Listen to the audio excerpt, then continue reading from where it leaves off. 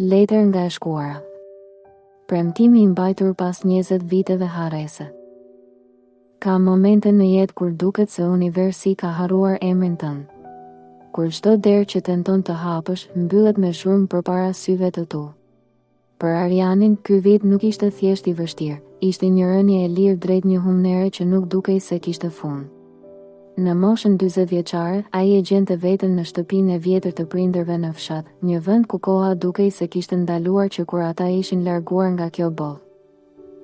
Jashtë, era e ftohtë e pasdites përplasej pas dritareve të vjetra, duke krijuar një shurmë që ngjante me pshërtimat e mureve. Ariani ishte aty për të bërë atë që çdo fëmijë uren të bëjë, të paketonte mbetjet e një jete që nuk ekzistonte më. Rroba që mbanin ende erën e lavandës së nënës, libra me faqe të verdha të babait dhe fotografi që po zbeheshin nga lagështia. Çdo objekt që prekte i kujtonte dështimet e tij të fundit.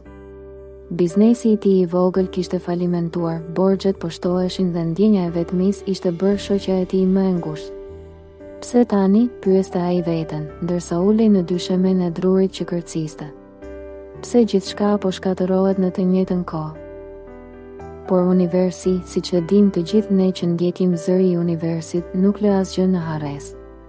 Ai thjesht pret momentin e duhur. Ndërsa po lëvizte një dollap të rënd dushku në cepin e erët të dhomës së gjumit, diçka metalike u rrotullua në dysheme. Ishte një çelës. Një çelës i vogël, i rënd, i punuar me dorë, me një kokë në formë dielli. Ariani nuk e kishte parë kurrë atë çelës. Me duar që i dridheshin pak, ai filloi të kërkonte se çfarë mund të hapte ai objekt i vjetër. Pas disa orësh kërkimi, në një dëras të lirshme të dyshemes, poshtë krevatit të prindërve, ai gjeti një kuti druri. Nuk ishte një kuti e zakonshme. Ishte e mbuluar me lëkurë të errët dhe e lidhur me rripa metali. Kur çelësi hyri në brav, u dëgjua një klik që ngjante si një pshërtim çlirimi pas 2 dekadash heshtje. Brenda nuk kishte as para. Kishte vetëm një letër të palosur 4, një orë xhepi që nuk punonte më dhe një fotografi të vjetër të gjyshit të tij, arsimit, me një burr tjetër që Ariani nuk e njihte. Burri tjetër mbante veshur një kostum të shtrenjtë, krejtësisht jashtë vendit për varfërinë e atij fshati në vitet e pasluftës. Ariani hapi letrën. Shkrimi i gjyshit ishte i fortë, i sigurt, ashtu siç e mbante mend ai kur ishte fëmijë. Letra mbante datën 14 maj 2006.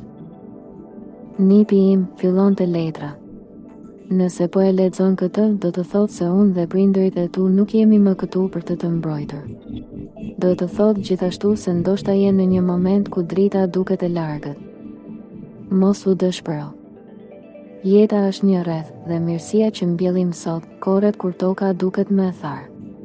Në këtë kuti është një borxh i pashlyer, jo nga unë, por ndaj nesh. 20 vite më parë, unë bëra një premtim dhe mora një premtim në këmbim. Është koha që ky premtim të mbahet. Shko në adresën e shënuar pas kësaj letre. Mos pyet kë do të takosh, thjesht tregoj orën e xhepit dhe thuaj. Buka e dhënë në borë, kthehet në pranverë. Ariani e lexoi letrën 3 herë. Buka e dhënë në borë? Çfarë do të thoshte kjo? Ai u kthye pas në kujtimet e tij, duke u përpjekur të kujtonte historitë që gjyshi i tregonte pranë xhakut, por asgjë nuk i vinte në mendje. Adresa ishte në një qytet bregdetar, qindra kilometra larg, në një vilë të quajtur Vila e Shpresës. Në atë moment, Ariani ndjeu një rrymë energjie që nuk e kishte ndjerë prej vitesh. Ishte sikur gjyshi i tij po i zgjaste dorën nga përtej kohës. Ai nuk ishte asgjë për të humbur. Me pak para që i kishin mbetur, ai vendosi. Nesër në agim do të nisej për të gjetur të vërtetën e këtij premtimi. Ariani u mbështet në sediljen e makinës së tij të vjetër, ndërsa rruga drejt Bregdetit dukej e pafund. Por mendja e tij nuk ishte te asfalti. Mendja e tij kishte fluturuar 20 vite pas, në atë dimër të egër të vitit 2006, kur ai ishte vetëm një adoleshent. Ishte janar. Bora kishte mbuluar gjithçka dhe fshati ishte izoluar prej javësh. Gjyshi i tij, Arsimi, ishte njeriu i vetëm që guxonte të dilte jashtë për të kontrolluar bagëtin ose për të ndihmuar fqinjen. Një natë, ndërsa stuhia u lërinte si një bish e plagosur pas dyerve, dikush trokiti. Nuk ishte një trokitje e fortë, por një gërvishje e dëshpëruar. Kur Arsimi hapi derën, brenda u rrokullis një burr i mbuluar nga akulli. Ishte i huaj që Ariani kishte parë në fotografi. Quhej Viktor.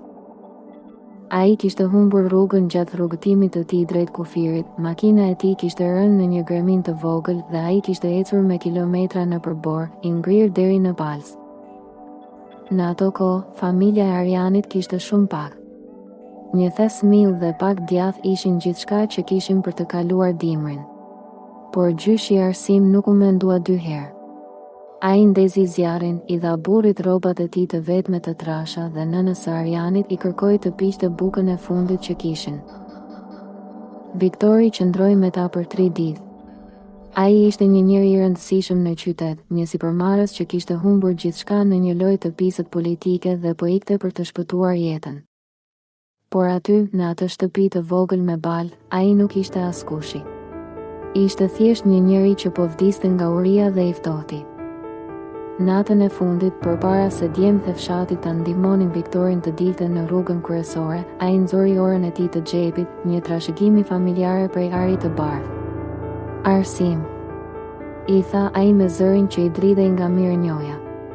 Ti më dhe bukën kur nuk kishe as për vete.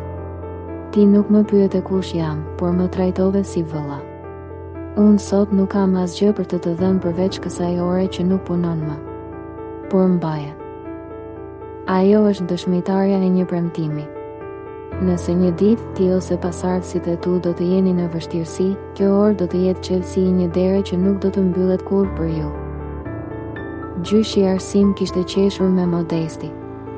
Buka nuk jepet për t'u kthyer, Viktor. Jepet se ashtu e kërkon shpirti. Por Viktori kishte këmbën ngulur.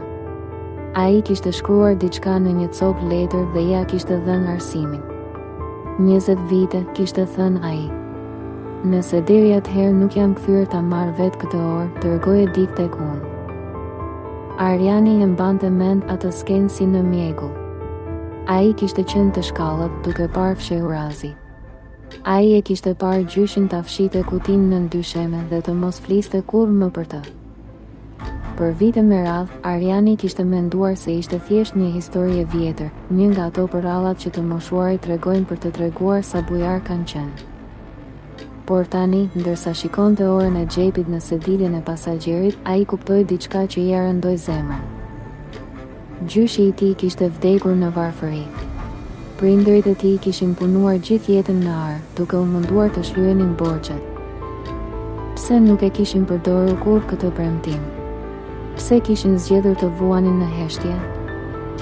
Përgjigja erdhi si një goditje në stomak, sepse ata kishin besuar se nderi vlen më shumë se ari.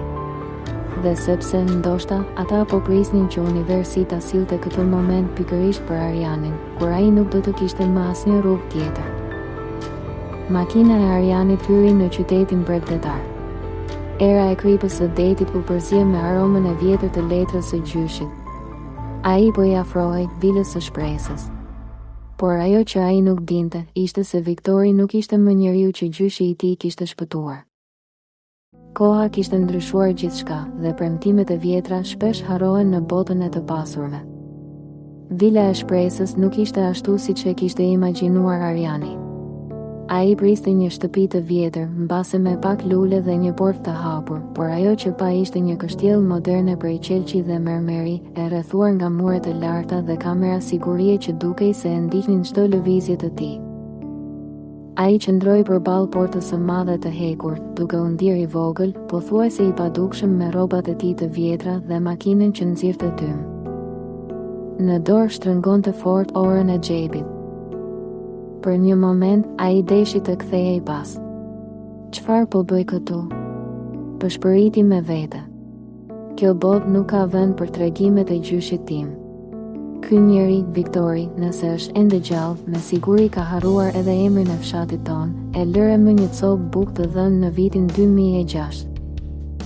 Por diçka brenda tij, një zë që ngjante me atë të gjyshit arsim, e shtypte zilen. Po, u dëgjua një zë i ftohtë dhe metalik nga altoparlanti. Përshëndetje. Unë jam Ariani. Kam ardhur nga fshati. Kam një porosi për zotin Viktor. Një premtim nga e kaluara, tha ai me zërin që i dridhej. Pati një heshtje të gjallë. Pastaj, porta u hap me një shurm të rënë. Një burr me kostum të zi, me fytyrë të palëkundur, e priti në obor. Zoti Viktor nuk pret vizitor pa takim. Dhe ai nuk merret me prometet të vjetra. Largohuni, ju lutem. Ariani nuk lëvizi. Ai nxori orën e xhepit dhe e ngriti lart. I thoni vetëm këtë. Buka e dhënë në borë, kthehet në pranver. Dhe tregojani këtë orë. Rojat u shikuan me njëri tjetrin, të habitur nga këmbëngulja e tij. Njëri prej tyre, më i moshuar, e mori orën me dyshim dhe hyri brenda në vijë. Minutat që pasuan ishin më të gjatat e jetës së Arianit. Ai shikonte lulet e kopshtit të shtrenjtë dhe mendonte për duart e vrarë të nënës së tij që punonin tokën për të siguruar bukën e gojës. Diferenca mes këtyre dy botëve ishte ulëritëse. Pas 10 minutash, roja u kthye. Fytyra e tij kishte ndryshuar. Nuk ishte më i ftohtë. Më ndiqni, tha ai thjesht. Ariani u fut në një sallon të madh, ku muret ishin të mbuluara me piktura të shtrenjta. Në fund të dhomës, në një karrocë invalidësh, qëndronte një burr i moshuar me flokë të bardhë si dëbora e atij viti 2006. Ishte Viktori. Por sytë e tij, dikur plot frikë në shtëpinë e gjyshit, tani ishin të mbuluar nga një trishtim i thellë. Ai e mbante orën e xhepit në duar sikur të ishte një relikt i shenjtë. E di sa vite e kam pritur këtë orë? Tha Viktori me një zë të thyer. E di sa herë kam dërguar njerëz të kërkojnë arsimin, por fshati juaj nuk ishte më në hartat e reja pas përmbytjeve? Mendova se kisha dështuar.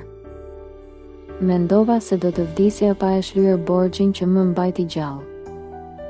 Ariani u ul përballë tij, i pa fjalë. Viktori filloi të tregonte se si ajo natë në borë nuk kishte qenë thjesht një shpëtim fizik. Ai kishte qenë gati t'i jepte fund jetës së tij, i tradhtuar nga miqt dhe i mbetur pa asgjë. Por mirësia e një të huaj, që i dha gjithçka që kishte pa kërkuar asgjë, i kishte dhënë Viktorit besimin se njerëzimi ende ekzistonte.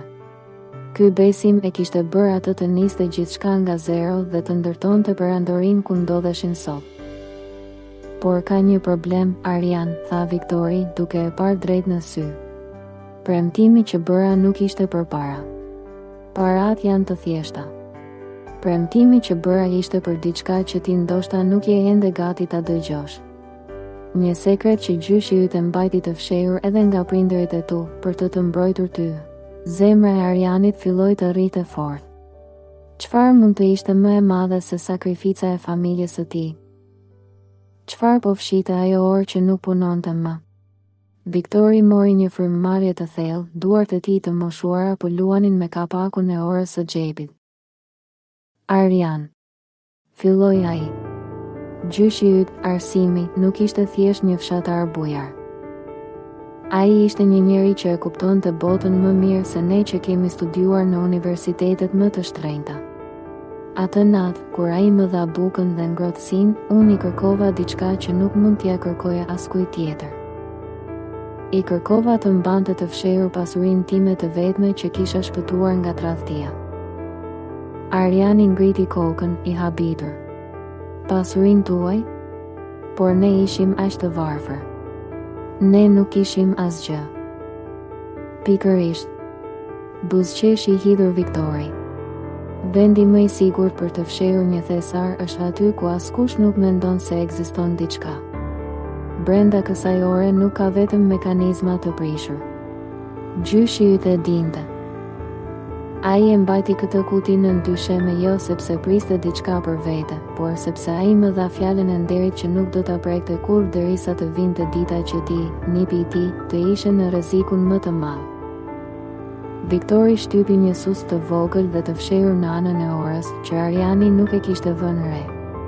Një kapak i dytë u hap, duke zbuluar një disk të vogël metalik, të gdhendur me kode dhe numra llogarie që i përkisnin një banke të vjetër zvicerane, por edhe diçka tjetër.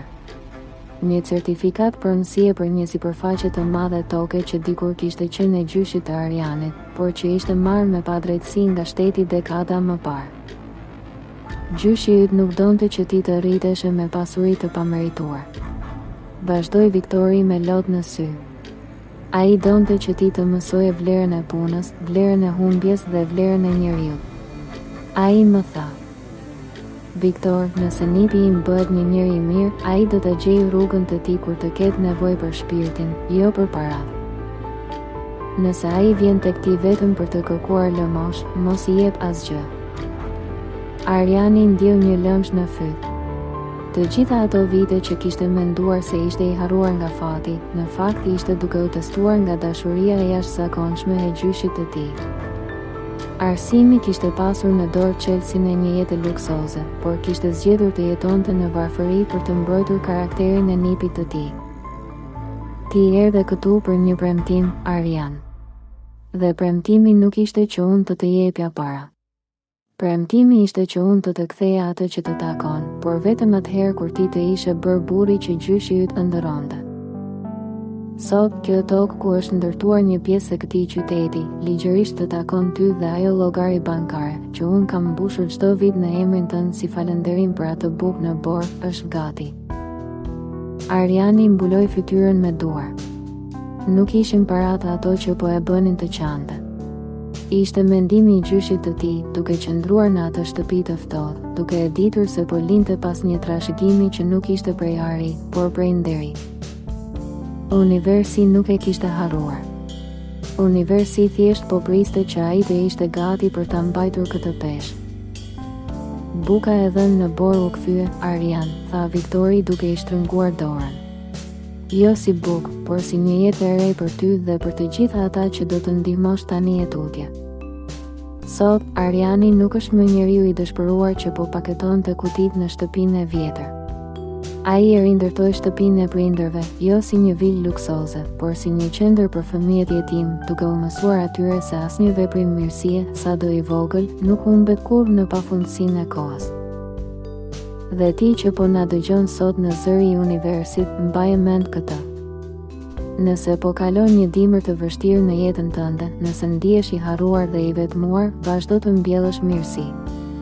Sepse diku, në një të ardhme që ti ende nuk e sheh, dikush po mban një premtim për ty pranvera jote po vjen, dhe ajo do të jetë më e bukur se çdo gjë që ke imagjinuar.